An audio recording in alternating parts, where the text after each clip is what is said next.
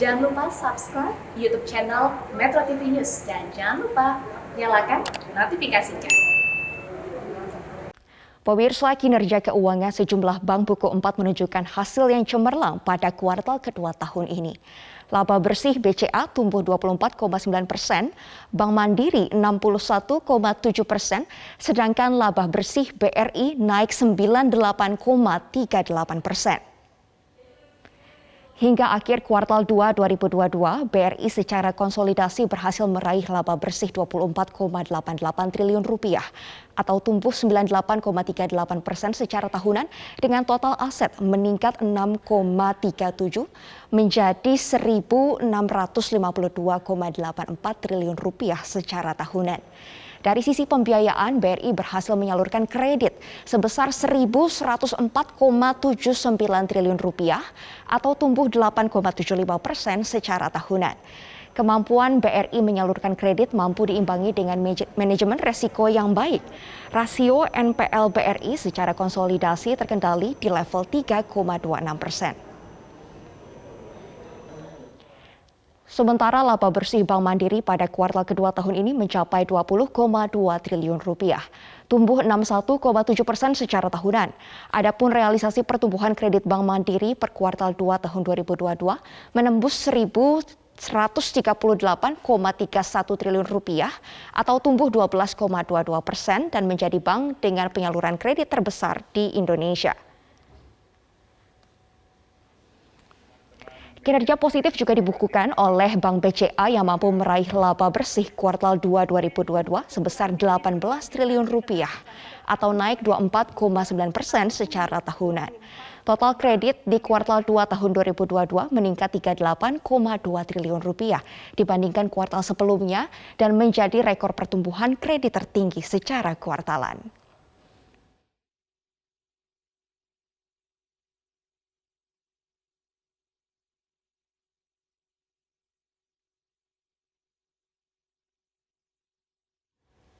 Bank Rakyat Indonesia (BRI) pada kuartal 2 tahun ini berhasil mencatatkan laba bersih 24,88 triliun rupiah atau tumbuh 98,28% secara tahunan. Pencapaian tersebut ditopang oleh kemampuan BRI melakukan strategic response yang tepat di tengah kondisi perekonomian global yang penuh dengan tantangan. Untuk mengulasnya lebih dalam kinerja BRI pada kuartal 2 tahun ini, sudah hadir melalui sambungan video conference Direktur Utama Bank Rakyat Indonesia, Sunarso. Pak Sunarso, terima kasih sudah bergabung bersama Metro TV. Kita akan bahas terlebih dahulu mengenai kinerja keuangan BRI selama semester 1 tahun 2022. Mencatatkan laba bersih 24 triliun, tumbuhnya 98% dibandingkan periode yang sama tahun lalu. Bagaimana Bapak memaknai laporan keuangan ini, Pak, dan sumber-sumber pertumbuhannya ini yang menopang dari mana saja, Pak Sunarso?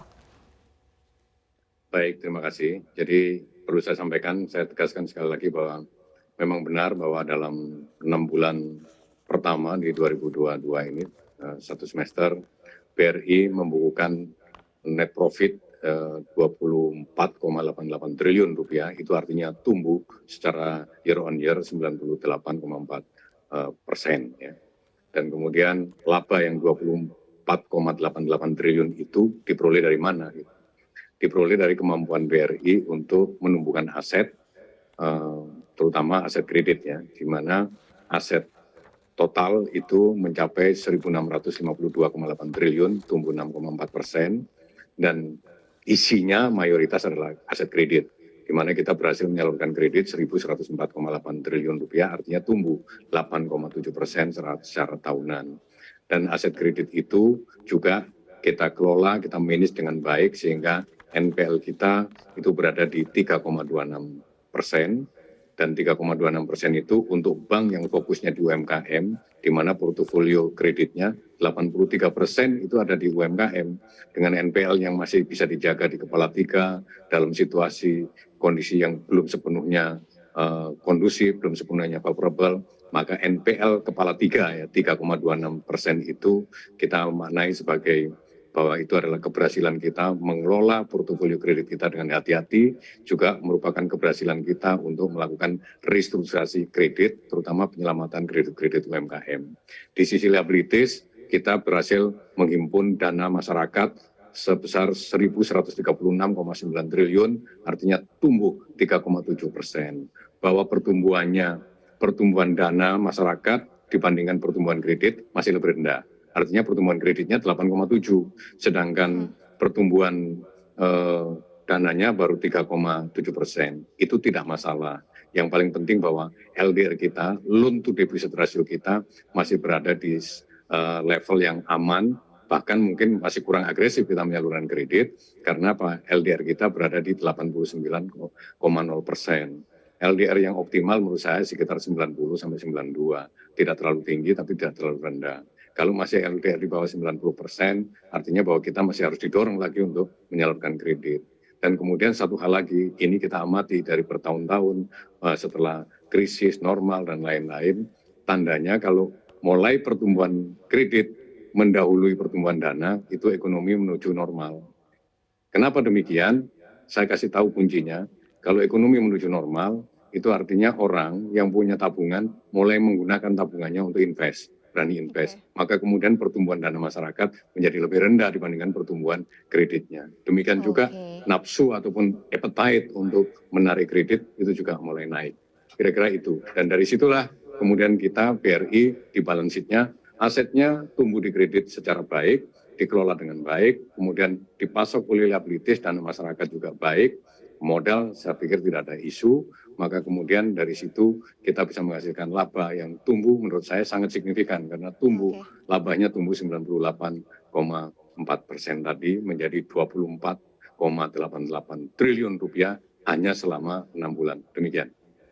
Baik Pak, berarti ini sejalan dengan pemulihan ekonomi yang sedang terjadi saat ini ya Pak. Tadi Bapak katakan bahwa pertumbuhan kreditnya lebih tinggi dari pertumbuhan dana pihak ketiga. Pak, kalau kita lihat kan memang suasana di pasar global ini penuh dengan ketidakpastian. Pak, kondisinya penuh dengan ketidakpastian dan tidak mudah bagi pasar keuangan maupun pasar saham global. Lalu bagaimana nih Pak cara Bank Rakyat Indonesia ini menjaga momentum pemulihan ekonomi di Indonesia saat ini dan memperkuat kinerja dari UMKM Pak? Perlu saya tegaskan di sini bahwa situasi dan kondisi ekonomi kita secara domestik sesungguhnya sangat solid. Berbagai kebijakan yang diberikan oleh pemerintah, regulator di sektor keuangan, dan juga otoritas moneter, saya kira menghasilkan kekuatan ekonomi yang sangat solid dan cukup resilient. Itu beberapa indikatornya. Kita mempunyai cadangan devisa yang cukup, dan kemudian juga nilai tukar yang relatif stabil dan lain-lain.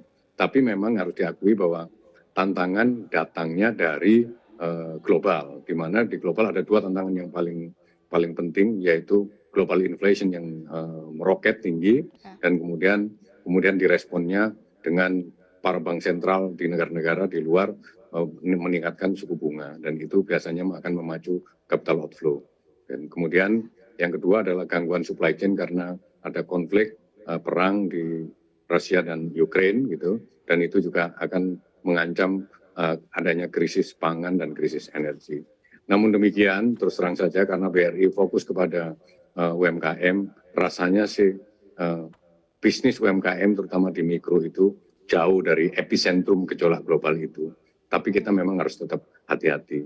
Dengan demikian maka ke depan cara menyesuaikannya saya kira untuk menjaga pertumbuhan ini kita punya 6 strategi ya yang kita rancang ke sana nanti. Jadi yang pertama itu adalah kita fokus saja kepada funding stability, dan itu funding stability dan funding sustainability, artinya kita harus fokus kepada kasa yang berbasis pada transaksi. Kasa karena saving account ya, dana murah. Kemudian yang kedua kita fokus kepada kualitas aset ya, kualitas aset melalui restrukturisasi kredit, terutama restrukturisasi kredit di UMKM menggunakan kelonggaran relaksasi yang diberikan oleh otoritas jasa keuangan. Dan kemudian jangan lupa kita juga menerapkan strategi soft lending strategi dengan menyediakan cadangan yang lebih dari memadai. Yang berikutnya adalah kita selective growth ya, kita tetap tumbuh di segmen dan di sektor yang jauh dari epicentrum gejolak global tadi. Dan kemudian yang keempat, optimizing new source of growth. Jadi kita mengoptimalkan sinergi di ultramikro. Juga kemudian kita follow up dengan post integrasi karena kita sudah memiliki holding ultramikro yang menjadikan sumber pertumbuhan baru, kita menjadi punya kepastian. Kemudian yang kelima adalah kita terus kita berusaha untuk comply terhadap prinsip-prinsip environment, social and government (ESG), dan kita telah membentuk divisi yang khusus untuk menangani ESG. Dan yang terakhir yang kita sebut excellent enablers, itu terus terang kita harus tetap fokus pada people first, dan kemudian kita melakukan transformasi, baik di transformasi di digital maupun yang sangat penting lagi adalah yang sangat fundamental, melakukan transformasi secara kultural. Kira-kira itu. Baik Pak, meskipun saat ini terjadi gejolak ekonomi global, tapi UMKM kita masih resilient ya Pak. Bahkan penyaluran kredit Bank BRI untuk usaha mikro ini tumbuhnya 15%. Nah nanti kita pengen tanya-tanya lagi nih Pak, lebih lanjut mengenai holding ultramikro antara Bank BRI, Pegadaian dan juga PMN usai jeda berikut ini. Pemirsa tetaplah bersama kami di Zona Bisnis Metro TV.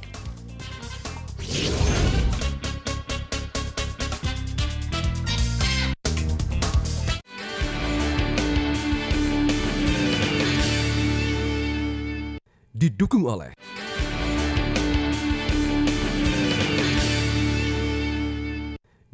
oleh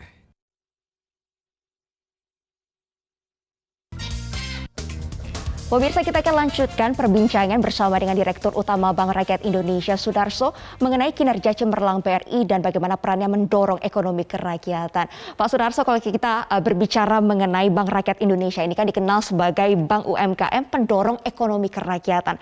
Apa strategi BRI Pak dalam mendorong UMKM Indonesia untuk tetap tumbuh dan berkembang?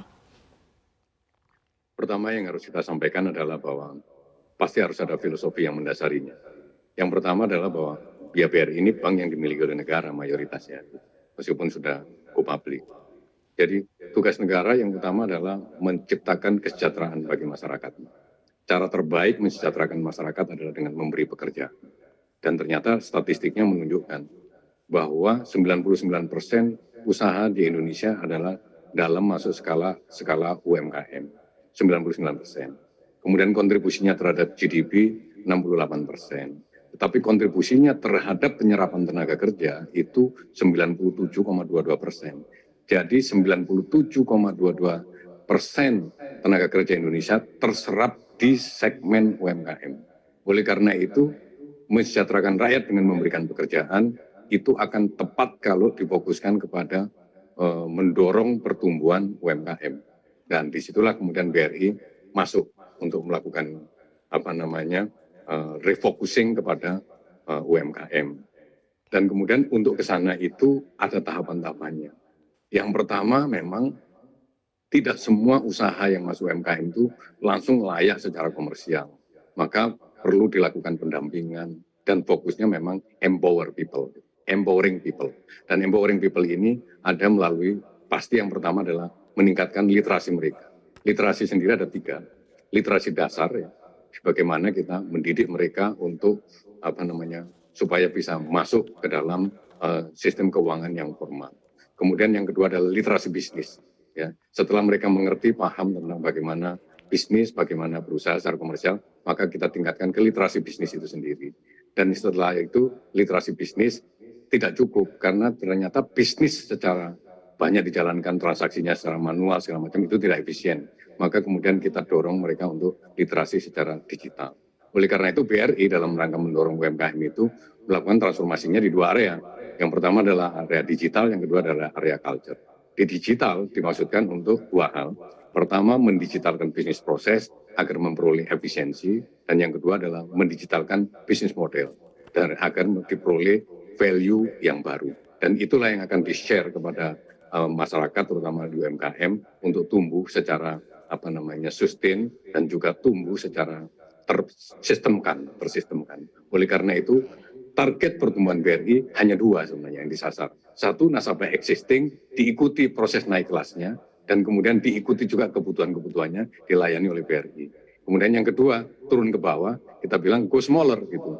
Jadi terjun ke segmen yang lebih bawah lagi, di bawah mikro itu ada ultra mikro yang rata-rata memang masih belum bankable, dan kemudian disentuh dengan di grup kebetulan kita membentuk holding baru namanya holding ultra mikro, ada permodalan nasional madani yang memang kita tugaskan khusus untuk melakukan pendampingan dan pemberdayaan itu sampai mereka layak secara komersial. Setelah layak komersial baru nanti kita tampung, kita berikan pilihan gitu. Apakah mau melakukan pinjaman ke bank, ke BRI, ataukah ke Pegadaian, karena kita juga melibatkan Pegadaian di dalamnya. Dan selanjutnya kita ikuti proses naik kelas UMKM itu secara terstruktur dan baik. Gitu. Kita ada aplikasinya untuk itu semua. Demikian kira-kira cara kita mendorong UMKM ini supaya makin banyak yang masuk ke dalam sistem keuangan, itu yang kita sebut inklusi keuangan, dan kemudian setelah masuk di dalam sistem keuangan, kita dorong supaya naik kelas, itu yang kita sebut UMKM naik kelas. Maka dengan demikian nanti peranan dan fungsi UMKM di dalam perekonomian nasional akan semakin signifikan. Kalau sekarang sudah 97,22 dalam menyerap tenaga kerja, diharapkan paling tidak turun gitu, tapi perannya makin penting dan menyadarkan semua stakeholder untuk semua turun rame-rame memberdayakan UMKM ini. Demikian. Baik, menarik sekali Pak terkait dengan keberadaan holding ultramikro antara BRI, Pegadaian dan juga PNM. Nah, bagaimana kontribusi positifnya terhadap kinerja keuangan Bank BRI? Pak, kita akan jawab seusai jeda iklan berikut ini. Dan pemirsa tetaplah bersama kami di Zona Bisnis Metro TV.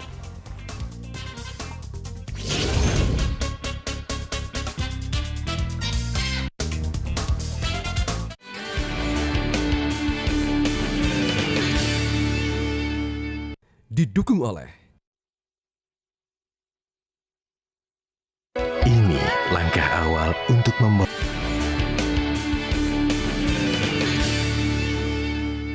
didukung oleh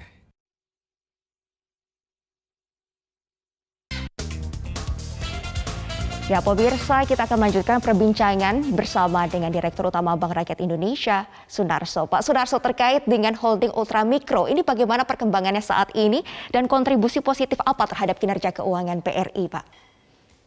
Saya kira langsung saja saya sampaikan bahwa Pegadaian memberikan kontribusi 4,1% ya terhadap aset BRI. Kemudian 77,1% terhadap total laba BRI. Sedangkan PNM mengkontribusi 2,8% terhadap aset dan kemudian mengkontribusi 1,8% terhadap total laba BRI. Dan kemudian dari sisi kredit, Pegadaian mengkontribusi 5% dan PNM mengkontribusi 3,5%. Saya kira itu kontribusi terhadap balance sheet ya. Dan sedangkan yang lain-lain mungkin yang harus kita tentukan alat ukurnya adalah kontribusi terhadap penciptaan social value ya. Itu yang paling penting sebenarnya. Baik, Pak, salah satu visi BRI adalah menjadi champion of financial inclusion. Bagaimana Pak Sunarso sebagai CEO BRI memastikan bahwa BRI benar-benar hadir di setiap pelosok dan penjuru Indonesia, Pak? Mungkin untuk menjawab itu saya harus sampaikan bahwa hasil riset di internal kami menemukan bahwa nasabah UMKM terutama di mikro dan ultramikro itu yang pertama adalah mereka itu sudah familiar dengan gadget ya, tetapi mereka pengetahuannya terbatas dengan produk-produk keuangan.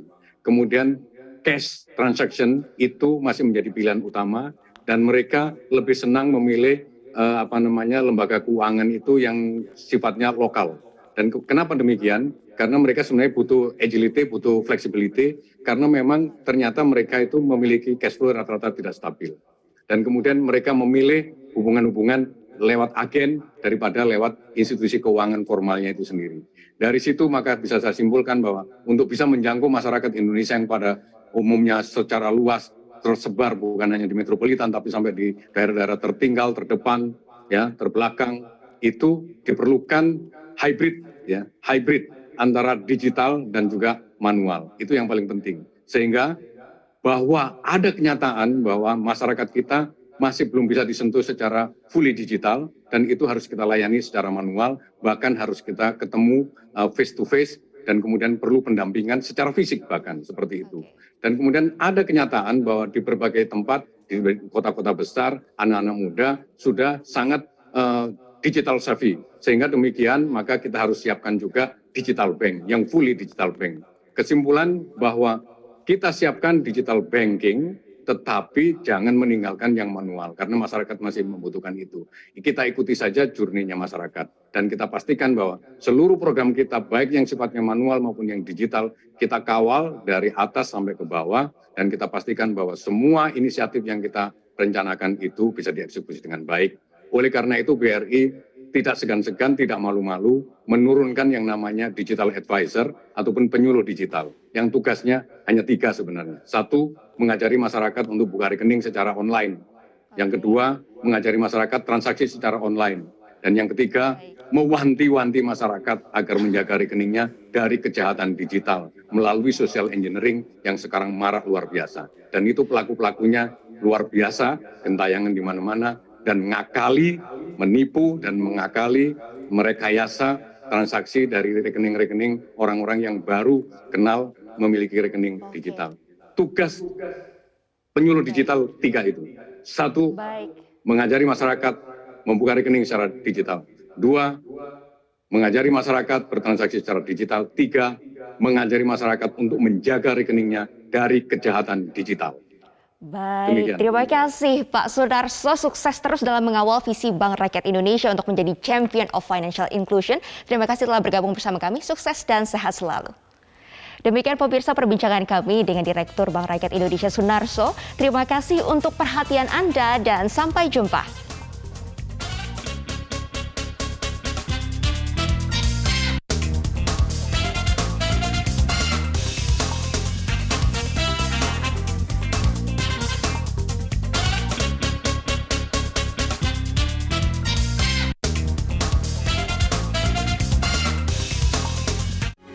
Metro TV,